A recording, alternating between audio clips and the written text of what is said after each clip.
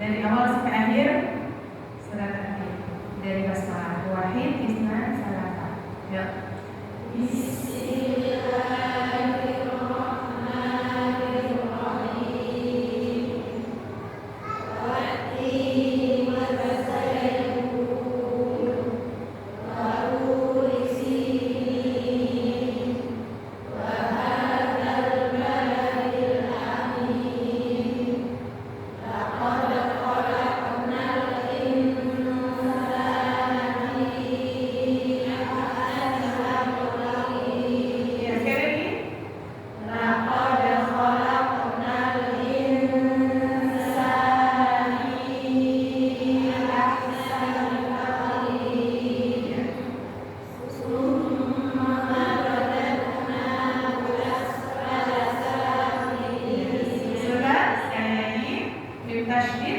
Dibaca dengan guna juga kadar 2 harakat atau 3 harakat ya, karena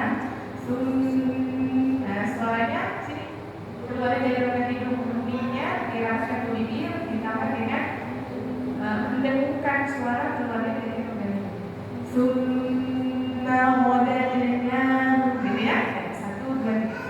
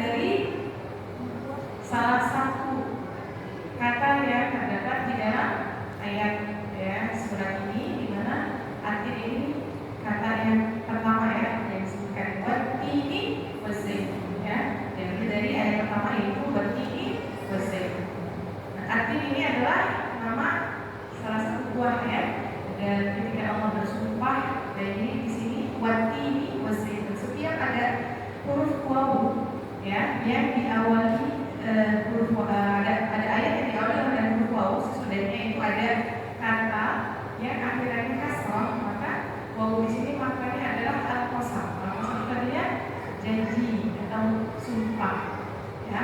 Nah, ini wawu qasam, ini ya, wawu qasam.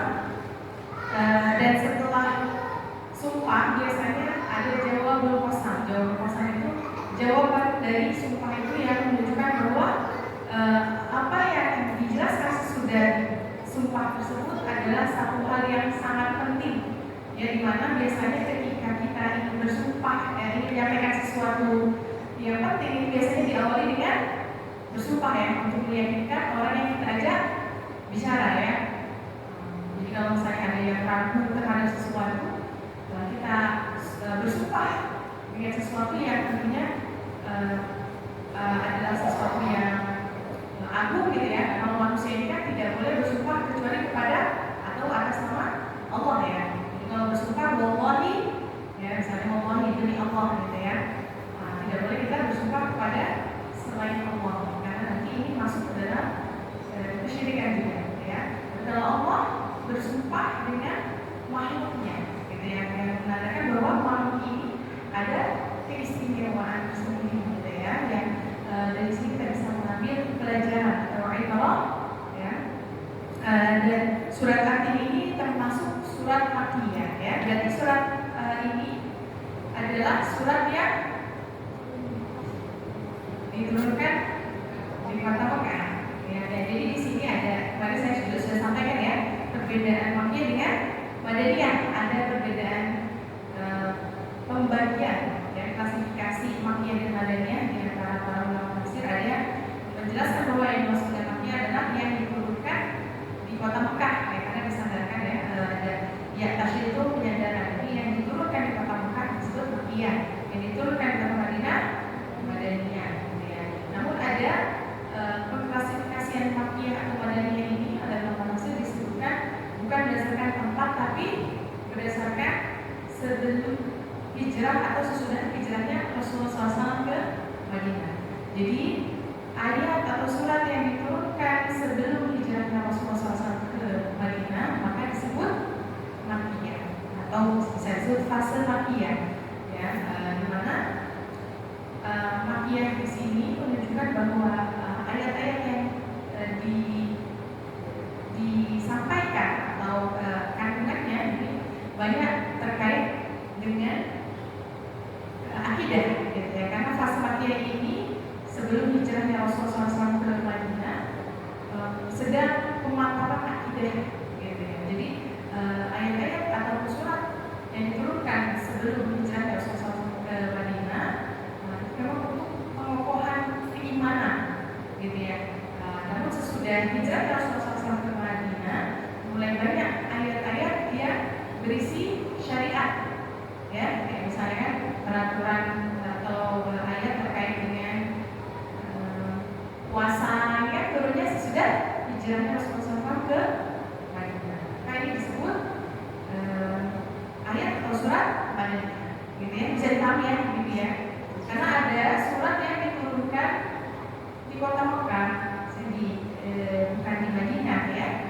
Nah, kemudian oleh ulama disebut ini sebagai ayat surat Madaniyah di juz 30. Ada di juz 30 surat ini tergolong Madaniyah, bukan Makkiyah, tapi dia surat-surat pendek dari juz 30. Ada yang masih ingat, ya? Kita kan sudah pernah dibahas ini, ya, dari atas sampai surat Al-Alaq. Ada yang ingat? Surat An-Nasr. Bunyinya gimana, Ibu, surat An-Nasr? Idza jaa nasrullahi wal fath. Nah, surat An-Nasr ini turun menjelang Rasulullah SAW wafat. Makanya kalau dilihat nanti di dalam mushaf itu disebutkan ini adalah surat Madaniyah, gitu ya. Tapi masuk di dalam juz 30 yang memang kita ketahui juz 30 itu rata-rata surat-surat Makkiyah, gitu ya. Dan di antara ciri surat Makkiyah adalah suratnya pendek-pendek, ya, pendek-pendek. Nah, kemudian juga isinya tentang akidah, ya. Kemudian kalau ada panggilan itu ya ayyuhan nasu, Kalau ya ayyuhalladzina amanu itu biasanya ayat atau surat yang diturunkan sesudah hijrahnya Rasulullah SAW ke Madinah, gitu ya. Ini secara singkat saja kita bahas tadi mengenai Makkiyah atau Madaniyah. Jadi Atin ini surat Makkiyah, ya. Di mana surat Atin ini adalah surat yang ke-95 terdiri dari 8 ayat, ya. Diawali dengan sumpah Allah kepada makhluknya. Yang pertama adalah Atin, ya. Boleh dibantu, ya, ya. Lanjut.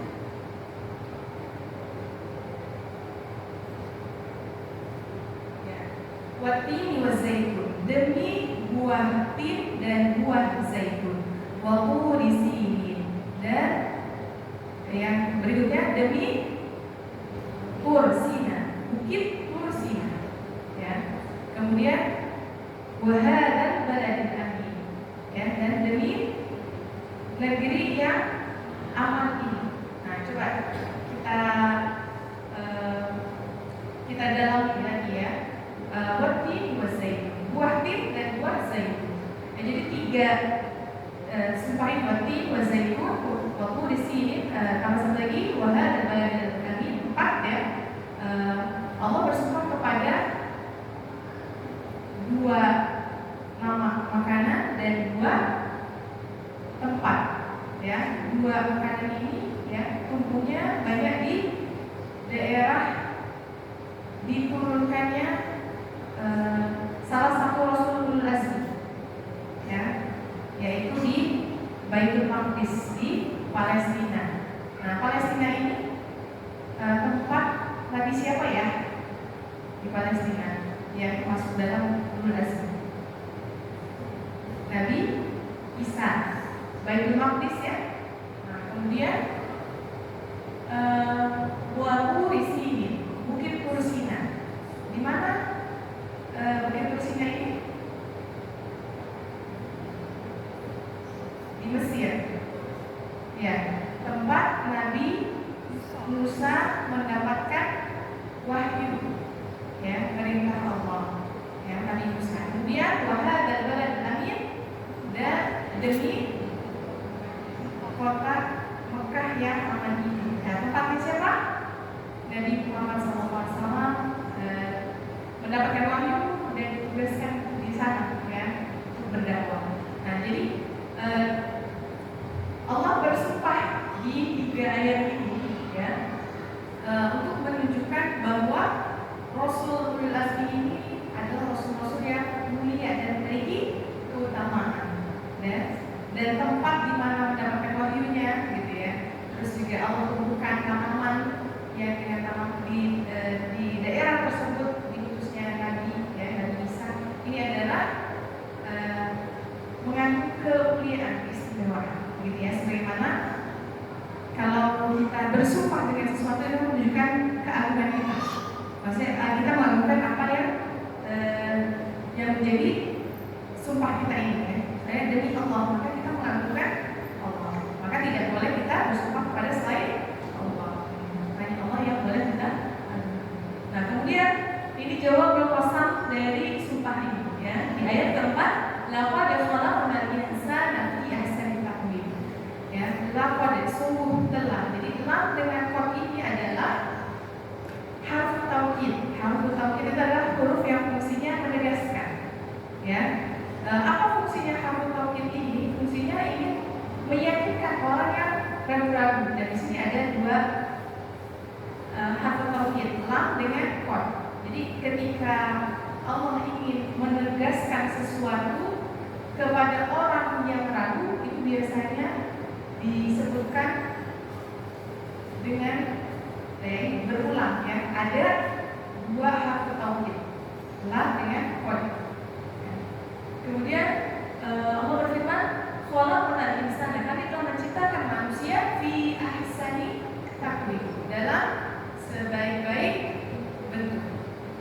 Kita bahas terjemahannya dulu, ya. Tsumma radadnahu, kemudian radadna, kami kembalikan dia asfala safilin.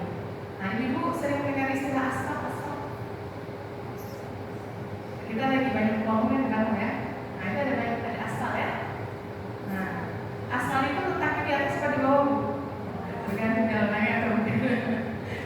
jelas aspal itu di kaki kita ya, pasti kita injak ya. Dia ada di bawah. Ya, posisinya tinggi apa rendah? Rendah. Nah, ingat aja ya, aspal itu sebenarnya aspal sudah diserap bahasa Indonesia aspal ya. Bukan asli atau palsu ya. Ya, aspal ya, serendah-rendah ini adalah bentuk isim tafdil. Kemudian kami kembalikan dia aspal serendah-rendahnya safirin ya. Tempat safirin ini bentuk jamaknya ya. Allah kembalikan ke tempat yang serendah-rendahnya. Illa kecuali alladzina, orang-orang yang amanu, mereka beriman, wa dan amilu, mereka mengerjakan as-shalihah, amal saleh. Fa maka lahum bagi mereka ajrun, pahala, ghairu mamnun, ghair yang tidak membunuh, terputus ya, insyaallah. Fama yukadzibuka ba'di, maka ma yukadzibuka, apa yang menyebabkan ya, mereka mendustakan kamu ba'di, setelah adanya keterangan-keterangan itu ya. Alaihissallahu yahkamil hakim, bukankah Allah itu hakimnya seadil-adilnya. Sekarang kita bahas ini maknanya secara terperinci.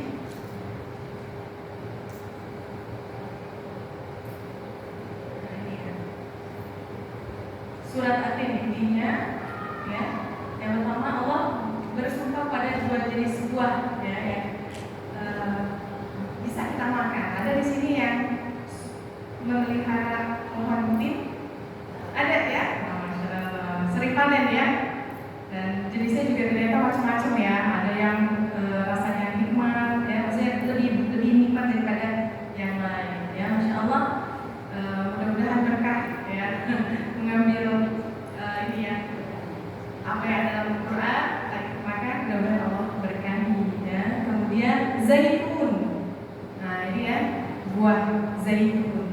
Dari zaitun ini menghasilkan minyak zaitun yang kandungannya sangat bagus sekali ya untuk kita konsumsi. Kalau orang Arab itu memang biasa ya, kalau bikin salad pakai buah zaitun gitu ya kan, ternyata sangat baik untuk kesehatan. Jadi memang luar biasa ya, Allah bersumpah dengan sesuatu itu pasti ada manfaatnya dan berkah. Nah ini ya, boleh dikonsumsi kalau kita ke Mekah gitu ya, atau ke negara-negara Arab ya, dengan macam-macam ya, sudah ada ini proses zaitunnya jadi nikmat untuk kita makan buahnya ya. Nah kemudian Allah bersumpah juga pada gunung Tursina dan satu lagi jadi kota Mekah. Nah Bukit Tursina, nah ini tempat Nabi Musa mendapatkan wahyu ya, dan kisahnya diabadikan di dalam Al-Quran ya. Kemudian juga Mekah menjadi kota yang diberkahi Allah ya, di mana ini tempat pelajaran Nabi Muhammad SAW, dan ketika beliau mendapatkan wahyu masih di Mekah ya, di kota Mekah, dan Allah berkahi kota Mekah karena Al-Quran juga turun di kota Mekah ya, dimuliakan ya kota Mekah, bahkan yang dulunya Mekah itu gersang ya karena keberkahan dari Allah sampai sekarang ya, walaupun panas tapi semua orang banyak ya berdatangan saya ke sana melakukan ibadah haji ya, dan juga umrah, dan penduduk kota Mekah banyak mendapatkan rezeki gitu ya, ya dengan adanya tadi ya perintah haji dan umrah, dan menunjukkan bahwa ini adalah keberkahannya Allah turunkan karena ayat tadi dan juga Al-Quran yang diturunkan di sana ya. Maka barang siapa yang ingin diberkahi Allah, dimuliakan Allah, maka ya, berusaha untuk dekat dengan Allah, berusaha dekat dengan Al-Quran gitu ya, dan berusaha untuk menjadi dai ilallah. Maka insya Allah Allah akan muliakan Allah dan Allah akan berkahi sebagaimana Allah berkahi juga. Nah, kemudian penciptaan manusia yang paling sempurna ya, di ayat yang tadi ya, 12 laqad khalaqnal insana fi ahsani taqwim. Kemudian manusia banyak yang termasuk dalam ringan amanu wa 'amilus shalihat. Yang beriman kemudian diikuti dengan melakukan amal saleh. Ya. Nah, kemudian banyak manusia yang mendustakan risalah Muhammad SAW dan hari pembalasan, tetapi Allah lah sebaik-baiknya membuat keputusan. Ya, selanjutnya.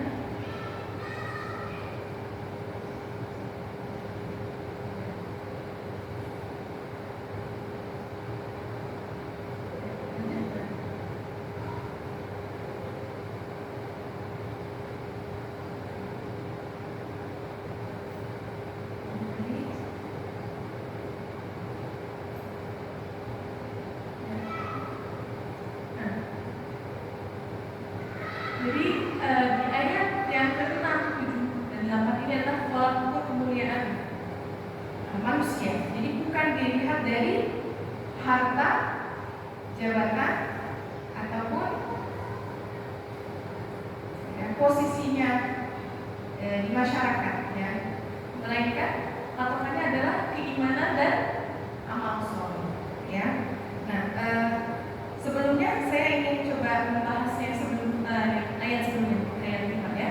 Laqad khalaqnal insana fi ahsani taqwim. Nah, di sini Allah ingin menjelaskan mengenai penciptaan manusia, bahwa manusia itu diciptakan dalam sebaik-baik bentuk, sebaik-baik rupa. Nah, jadi kita orang Indonesia diciptakan Allah dalam kondisi seperti ini ya. Beda sama orang Arab. Tapi itu yang terbaik buat kita, Ibu.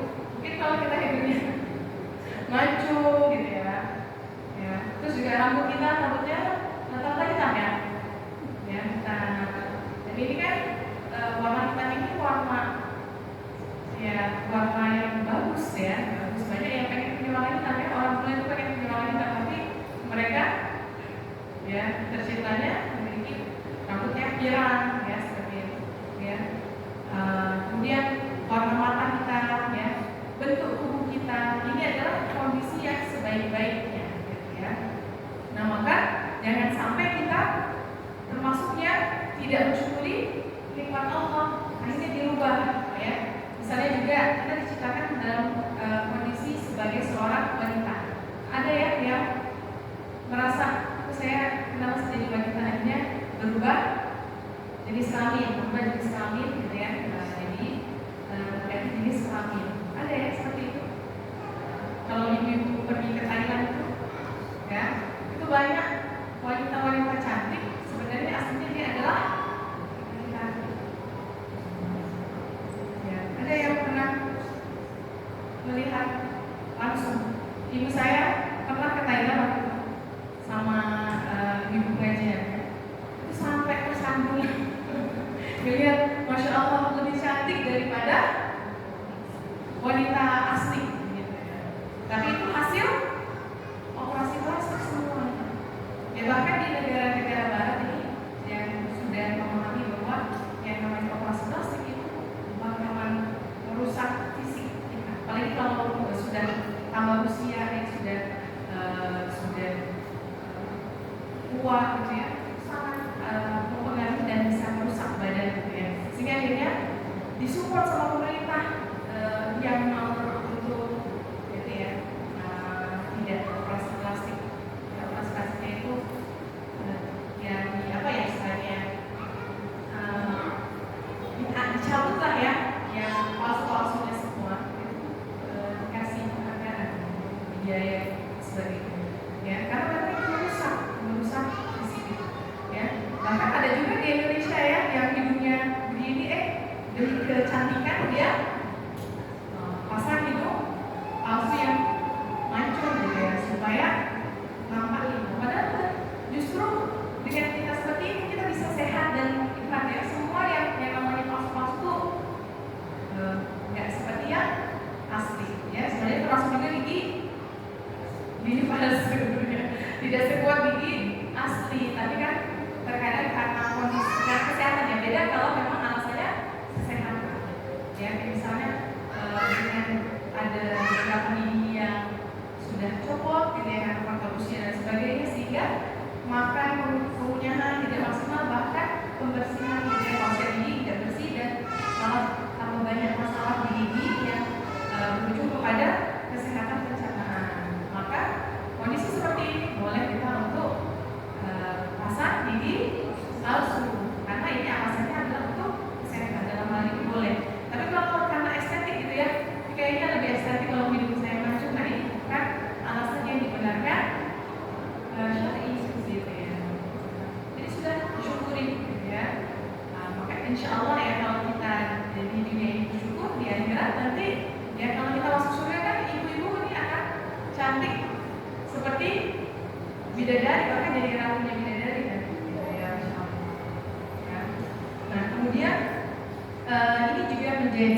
pelajaran ya, pada kolam dan bisa dan tapi bahwa Allah itu menciptakan manusia ada beberapa periode ya, dari masa anak-anak, kemudian muda, kemudian tua, ya. Dan periode yang paling baik itu adalah periode masa muda.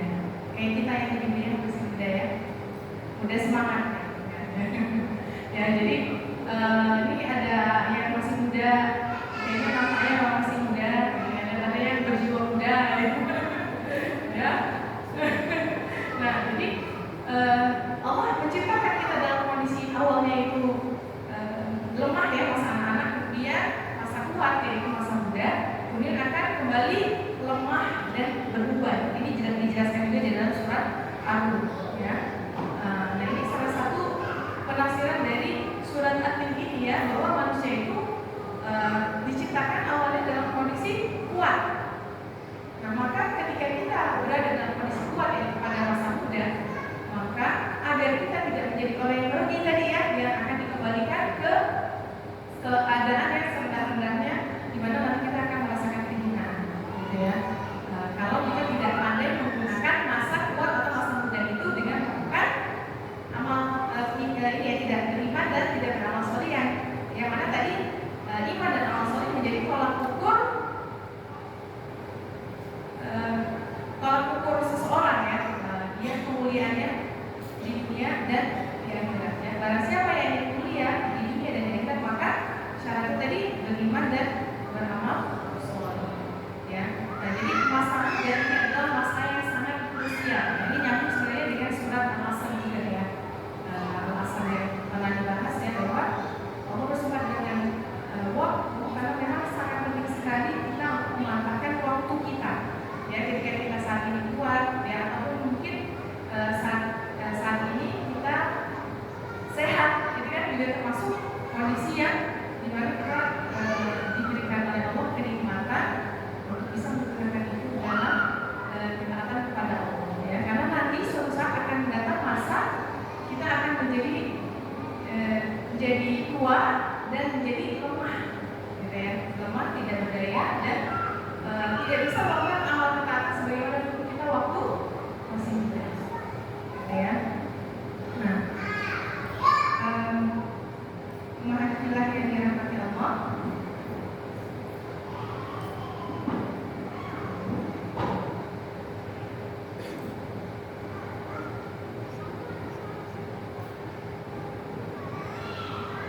Jadi terkait dengan ayat laqad khalaqnal insana fi ahsani taqwim ini ada 4 pendapat ya dari para ulama. Di antara pendapat tersebut ya, bahwa kami telah menciptakan manusia dengan sebaik-baiknya seperti di waktu mudanya ya, yaitu dalam kondisi badan yang kuat dan semangat beramal. Benar nggak Ibu?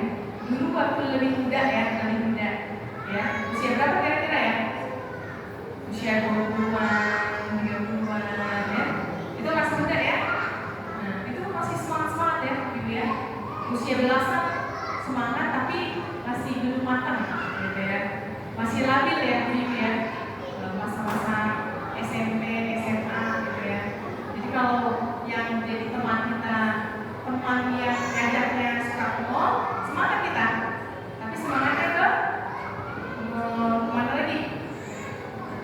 Semangatnya ke pantai ya, karaokean dan sebagainya. Tapi kalau yang ngajak kita, bukan kita ini semangat ke masjid ya, semangat ke tempat kajian ya, semangat untuk belajar, mengaji dan sebagainya, maka kita akan semangat ya. Masa-masa muda itu masa yang penuh dengan semangat ya.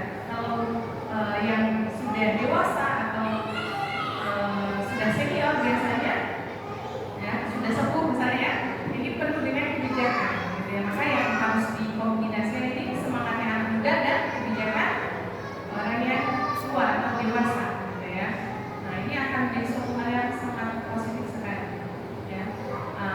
Kemudian selanjutnya ada juga yang berpendapat bahwa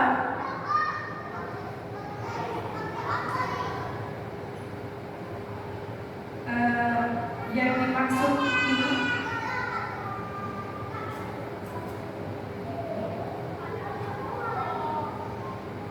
manusia diciptakan dalam kondisi yang kuat, kemudian lemah, gitu ya.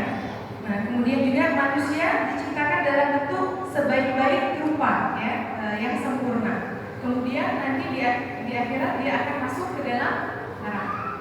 Jadi kalau kita saat ini mungkin bisa mengambil pelajaran dari salah satu tafsirannya yang tadi ya, bahwa Allah menciptakan manusia dalam kondisi kuat, ya, dan semangat ya pada masa muda. Maka ketika seorang sudah tua akan lemah semangatnya dan akan semakin tidak berdaya. Ya, makanya dulu mungkin bagi seorang yang masih muda untuk puasa Senin Kamis ditambah juga puasa ayam ubin atau bahkan puasa Daud masih kuat ya.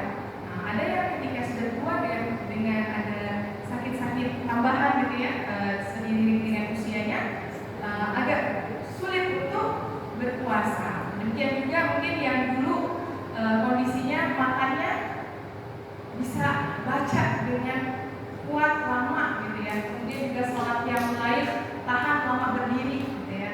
Setelah kuat, nah ini ya nggak kuat lama gitu ya. Terus nggak bisa lama berdiri sehingga harus duduk. Ya maka kita yang masih dalam kondisi kuat sehat ya hendaklah menggunakan kesempatan sehat dan semangat ini ya dengan memaksimalkan amal soleh ya.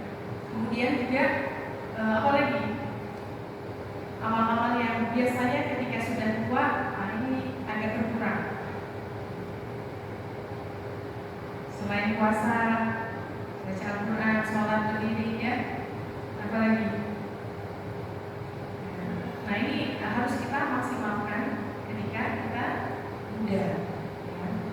Nah kemudian Sumarodena asfala safilin. Kemudian kami kembalikan dia ke tempat yang serendah-rendahnya. Nah ini menunjukkan bahwa nanti manusia akan kembali ke kondisi yang rendah, maksudnya adalah kondisi yang lemah, yaitu masa tua. Ya. Nah barang siapa yang melakukan amal ketaatan pada saat dia masih muda dan pada saat dia sehat, maka ketika dia sudah tua atau dia sakit-sakitan dan dia tidak bisa melakukan apa yang dulu biasa dia lakukan pada saat muda, maka dia akan mendapatkan pahala sempurna sebagaimana apa yang dia lakukan pada saat muda dan pada saat sehat. Ya, nah jadi kita yang masih muda di sini ya, ini perlu memaksimalkan. Ya, yang penting apa? Konsisten, istiqomah walaupun sedikit. Syukur-syukur kita bisa memperbanyak ya, konsisten dan bisa memperbanyak amal soleh yang mungkin bisa bertahap ya. Yang penting istiqomah dulu ya, kayak misalnya sholat duha minimal 2 rakaat, minimalis dulu aja semuanya. Ya, sholat rawatib ya minimal ya, ba'diyahnya atau qobliyahnya tergantung ya. Kayak kalau sholat subuh adanya qobliyah ya, makanya minimal 2 rakaat lah ya, ditambah setelah atau sebelum sholat maghribnya.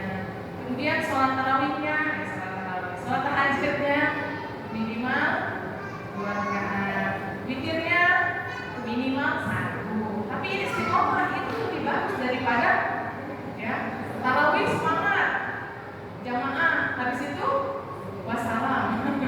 Jadi kita mau semangat lagi kalau Ramadan aja. Nah, ini nanti jadi insan Ramadaniyah, bukan insan Robbani ya. Ya. Jadi hanya menjadi muslimah yang sejati itu pada saat Ramadan aja gitu ya, dengan aktivitas yang masya Allah ya, dengan amal-amal ketaatan.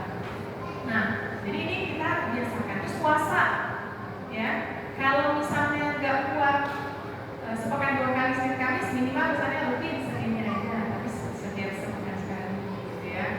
Ya, alhamdulillah kalau bisa puasa Daud bisa ya, dan sebagainya.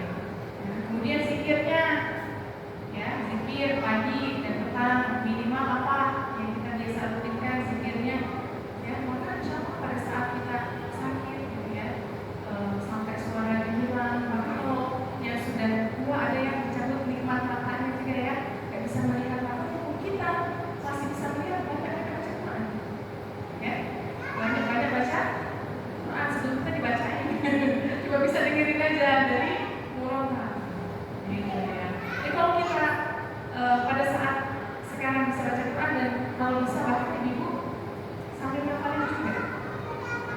karena kalau kondisi mata kita sudah tidak berfungsi lagi untuk bisa melihat ya dengan baik, itu hafalan kita sambil ya lagi jalan ingin ke pasar sambil ya zikir atau baca kalau kita umroh itu kan juga ada kita jalan ya ketika tawaf ya sa'i atau pas lagi haji juga kan perjalanan dari satu tempat ke tempat yang lain. Itu kalau kita punya hafalan itu sangat bermanfaat sekali untuk bisa kita amalkan. Bahkan kemarin saya pernah sa'i itu saya kebetulan karena hari Jumat ya, jadi sambil baca Al-Kahfi selesai itu bolak-balik Safa Marwah selesai Al-Kahfi selesai sa'i ya. Nah seperti itu dengan hafalan. Kalau pegang ini kan kadang kalau lagi padat ya nggak bisa. Nah dengan hafalan seperti itu ya. Jadi ibu boleh sepekan sekali gitu sepekan sekali saya satu ayat. Kalau nggak bisa one day one ayat ya, jadi one week one ayat ya. Nanti satu tahun berapa week gitu ya. Nah, lumayan ada tambahan daripada tidak sama sekali, tapi istiqomah ya. Nah di dalam salah satu hadis ya yang diriwayatkan oleh Imam Bukhari, Rasulullah SAW bersabda, "Idza marada al-'abdu aw safara kutiba lahu mithla ma kana ya'malu muqiman aw sahihan." Ya. Barang siapa yang apabila ada seorang hamba yang sakit atau dia dalam kondisi safar, bepergian jauh ya, kemudian dia tidak bisa melakukan amal aktivitas yang biasa dilakukan ya, dulu kayak misalnya karena safar nggak bisa sholat duha ya, nggak bisa puasa pada berangkatnya ya kan memang hari Senin itu biasanya kita puasa Senin Kamis ya. Terus juga biasanya kita kondisinya kalau sholat itu selalu nambah dengan sholat qobliyah atau ba'diyah, bahkan kedua-duanya ini tidak ya. Bahkan kalau safar itu kita bahkan dianjurkan ya untuk puasa ya kalau kita sudah di luar kota ya. Kalau di dalam kota kita memang perjalanannya kayaknya nggak sampai ke sana pada saat belum sampai ke tempat tujuan dan sudah dua waktu sholat lewat, maka ketika sudah masuk waktu sholat ya kita sholat jamaah di tempat ya. Kayak misalnya kita mau ke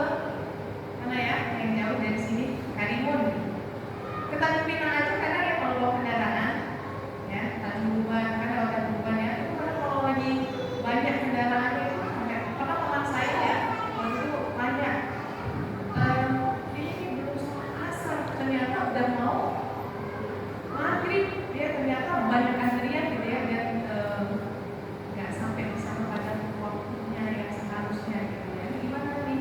Bahkan juga hujan.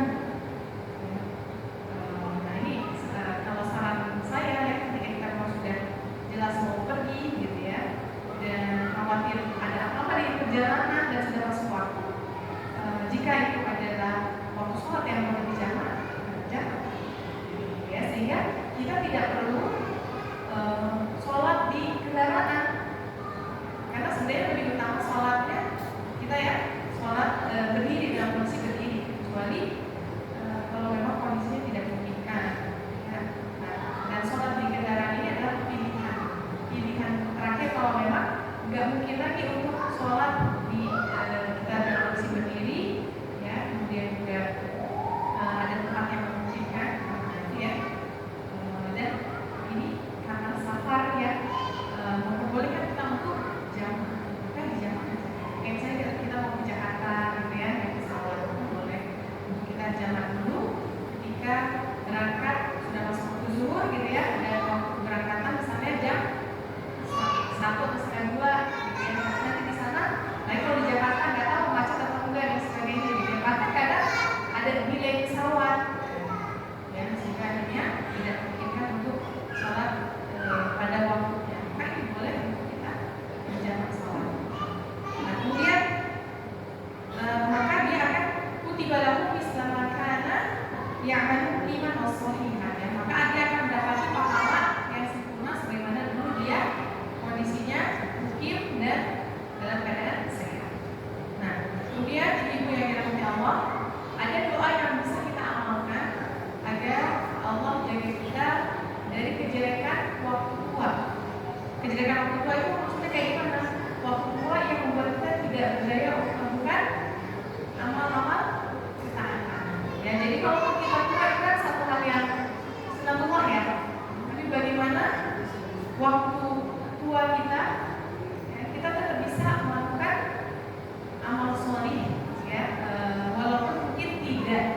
sebanyak atau semaksimal bisa kita ya, tapi kita mohon keberkahan Allah ya di waktu tersebut ya. Doanya Allahumma inni a'udzubika minal kasal wa a'udzubika minal jubni wa a'udzubika minal harami wa a'udzubika minal bukhli ya. Dan saya ada banyak ya doanya, ada beberapa riwayat, salah satunya ya Allahumma inni a'udzubika minal kasal, ya Allah aku berlindung kepada Engkau dari al-kasal. Al-kasal ini artinya malas ya, ada al-kasal, ada al-ajiz ya, ada dalam riwayat lain ya Allahumma inni a'udzubika minal hammi wal kasal wa a'udzubika minal ajzi wal kasal. Nah, al-ajiz itu artinya ajiz itu lemah ya, al-kasal malas.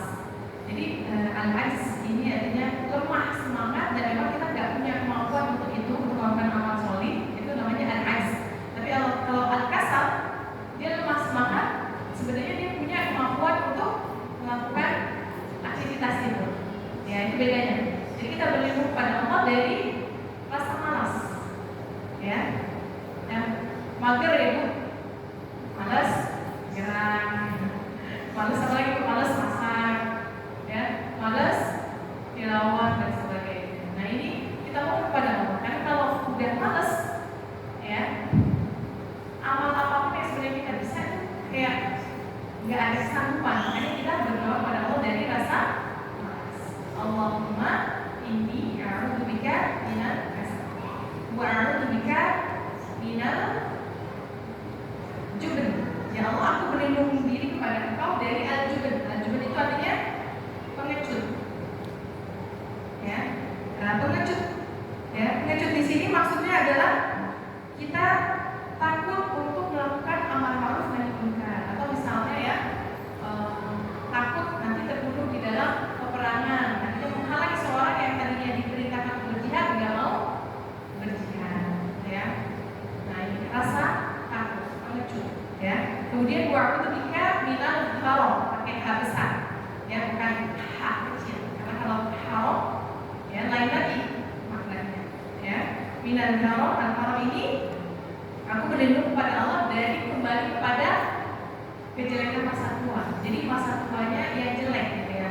Nah, kalau masa tua itu satu hal yang tidak bisa kita tolak ya Bu ya.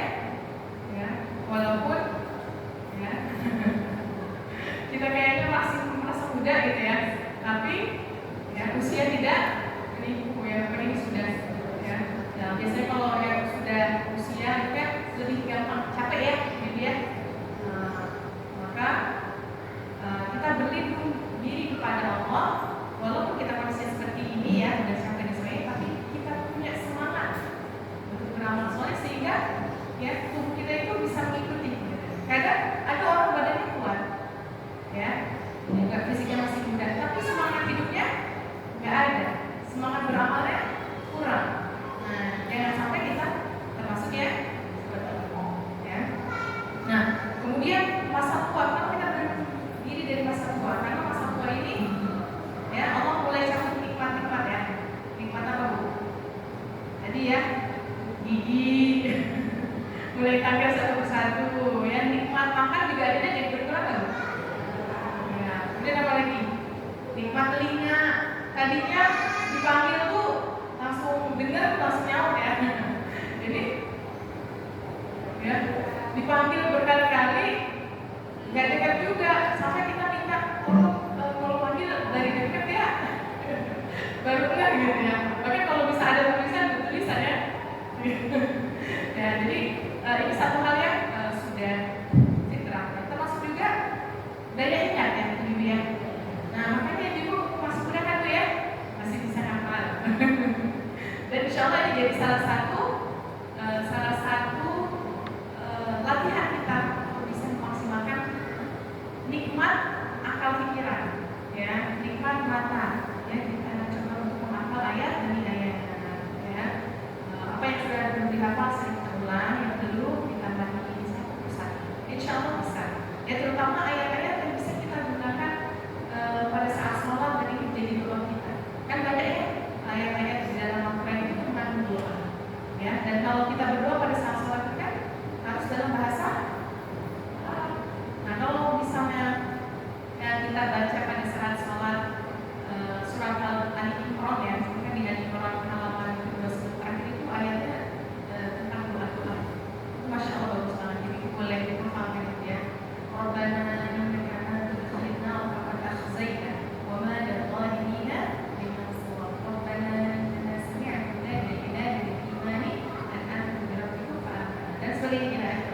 Terus ada doanya Nabi Ibrahim, Rabbi ij'alni muqima sholati wa min dzurriyyati. Kita mohon supaya kita dijadikan orang yang termasuk orang yang mendirikan sholat dan juga keluarga keturunan kita, gitu ya. Nah, kemudian selanjutnya tadi lanjut ya Ibu, kecerdasan kita juga berkurang kalau semakin tua ya. Nah, sehingga tidak mampu lagi melakukan banyak aktivitas otak gitu ya, pikiran dan juga melakukan ketaatan. Maka yang masih muda terutama di sini yang hadir ya, manfaatkan untuk setoran amalan ya, menghafal doa-doa tadi ya, atau ayat-ayat yang bisa kita amalkan pada saat sholat. Kemudian yang keempat, sifat al-bukhl. Al-bukhl ini artinya apa Ibu? Bakhil, kikir, pelit ya. Nah, kita berlindung dari sifat kikir ini ya. Sehingga dengan kita berlindung dari sifat kikir ini, insya Allah ya, kita bisa menunaikan hak-hak kita dengan sebaik-baiknya. Karena harta kita memiliki hak, yaitu apa? Ditunaikan zakatnya ya, zakatnya. Dan kemudian boleh ditambahkan infak yang punya sunnah ya, sehingga dengan ini kita akan memiliki sifat dan mohon kuasa ya. Kemudian selanjutnya di ayat berikutnya tadi ya, semua adalah masalah sabirina illa alladziina aamanu wa 'amilus shalihat ya. Maka orang yang beriman dan beramal saleh falahum ajrun ghairu mamnun, baginya ya balasan itu tidak pernah putus, walaupun dia kondisinya sudah lemah, sudah tua, tidak bisa melakukan aktivitas sebagaimana dulu dia muda, ataupun pada saat dia sedang musafir atau sakit dia tidak bisa melakukan amal sebagaimana dia sehat, maka dia tetap mendapatkan pahala yang tidak terputus. Enak nggak itu seperti itu? Masya Allah. Dia ibaratnya ada pensiun tapi dapat ya dana pensiun terus ya sampai kita meninggal. Nah ini dulu banyak ya yang pengen nanti yang lama PNS lah gitu. Karena katanya ada dana pensiun gitu ya. Ini nanti setidaknya ada jaminan lah. Nah kita ingin jaminan kayak gitu ya, ya. Nah jadi kita ingin mendapatkan jaminan kebahagiaan dunia akhirat, maka lakukanlah amal soleh yang diawali dengan iman. Karena kalau amal soleh tidak ada iman, tidak akan bermanfaat. Ya banyak orang-orang yang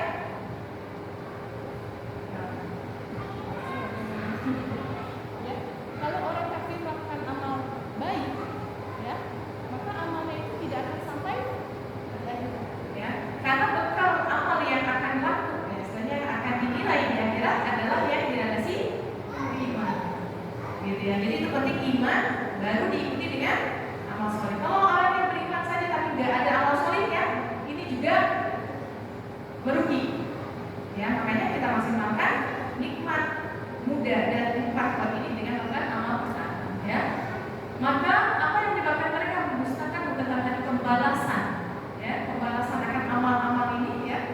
Padahal sudah nampak nyata ya, banyak sekali bukti-bukti di dunia ini ya yang mengatakan bahwa setiap amal kebaikan itu pasti akan dibalas, gitu ya. Dan kita oleh beriman akan meyakini, kita meyakini tadi pembalasan di mana hal jasa ihsan illa ihsan.